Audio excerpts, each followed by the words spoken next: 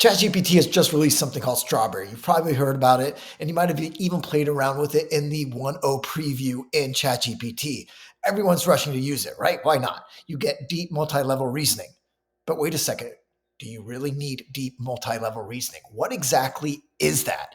And is it even possible that for your specific use case, that using this new Strawberry, this preview 1.0, is not something that's going to help you? I'm going to dive into both of those things right now, starting with an actual use case where I asked Preview itself, what constitutes deep multi-level reasoning? Let's dive in.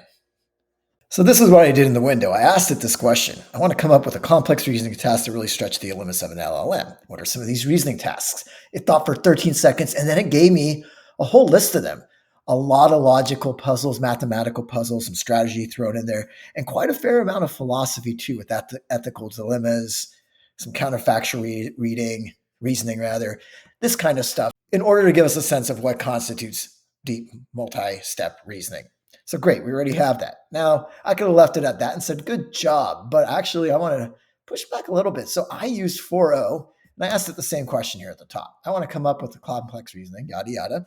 And you see here, it gave me something pretty good. In fact, it gave me a little bit more detail. This is quite interesting. Gave me a nice setup here. What is the philosophical simulation? What's the legal scenario simulation? And I personally found this a little bit more helpful. That doesn't necessarily mean that, that ChatGPT 4.0 is better at multi-step deep reasoning or whatever you want to call it, just because is this question itself an example of that? So I'm happy you asked if you thought that. And of course, who do we actually ask this question? Well, I go back here into this O1 preview and I ask it, hey, O1 preview, what do you think of what the other LLM, in this case, just 4.0, came up with? And I copied and pasted all of that here. And it said both of the responses are great, but a combination of them is probably best. So that's interesting. In this task, at least, which we're not calling multi-step deep reasoning, it seems that 4.0 might have done a little bit better. And there are some strengths to O1 preview. It talks about that here, strength of my original response. And I mostly agree with this. It says best of both worlds, but I feel if you put them together, you're leaning more towards the 4.0 output. Now, at this point, what do I want to do? Well, I'm very curious about that question I keep asking. Some questions that would strain the LLM's ability to do deep multi-step or multi-level reasoning. Now, in this case, I asked it that question. And where would this question itself rank? Thought for 14 seconds. And it said, evaluation of the question's difficulty. Gave it a little rating here of moderate to moderately high. So that's pretty good. It didn't really break or strain that ability, but it did a decent job. And interestingly, 4.0 seemed to do a bit better. But I was curious then. I wanted to ask O1 Preview itself, what are some really true questions that strain the ability to do multi-step reasoning for the LLM? So I asked this question. Can you give me a prompt that describes a problem that you'll need to solve that addresses deep multi-step reasoning? And that's interesting because now I'm having it come up with a prompt that I'm going to enter into the window here that truly captures deep multi-step reasoning. And here's the prompt that it comes up with. You're presented with a complex scenario involving multiple variables and constraints. Carefully analyze the following. And I think that's interesting because I come from the world of test prep. And to me, this is an LSAT question. It's actually probably a tad bit more difficult, but there are questions like this on this old section of the LSAT called logical games. And it was a tough section. Why? Well, because basically you had to juggle all of this information and look at this. These are all the clues that you have to list out here. These are the tasks you have to do. And so this is a perfect example, at least according to O1 Preview, of what a deep multi-step reasoning problem looks like. Okay, so now what am I going to do with it? Well, I'm happy you asked. Is I plugged it in. I'm going to scroll all the way back up here, so ignore that, into this screen. It's its own prompt, and this really is going to give it the ability to do well. Now, you might notice if you're super astute that this says ChatGPT 4.0. So wasn't I testing O1 Preview?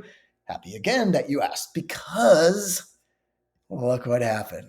As soon as I really started pushing it to do something, to come up with this prompt that would really test it, it said, I don't know it, but maybe OpenAI said your request was flagged as potentially violating our usage policy.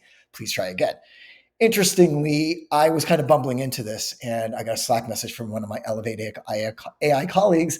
And in there, he linked a post that was saying that this is exactly what's happening to people. And some people were getting banned. So I stopped right there. I said, okay, that's enough. I don't want to get banned by OpenAI.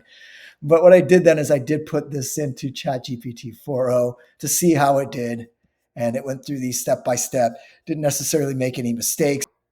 Old test prep abilities I went through, and it seemed like it did a pretty good job.